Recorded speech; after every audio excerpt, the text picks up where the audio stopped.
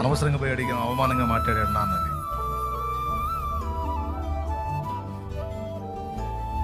బాధేసింది. ప్రార్థన చేశాం. ఈ రోడ్డు ఉందా, రోడ్డుకి ఆ పక్క అది, రోడ్డుకి ఈ పక్క ఇది.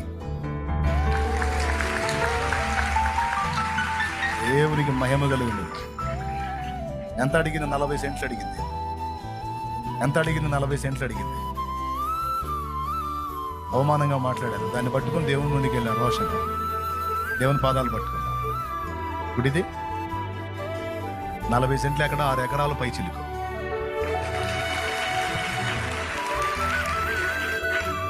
దేవుని పాదాల దగ్గరికి వెళ్ళి రోషం కలిగి కన్నీళ్లు గార్చి దేవుని ముందు, నా తండ్రి ఎంతకాలం ఈ అవమానం ప్రభువాని కూర్చున్నప్పుడు నా దేవుడు ఎందుకు కదలడు?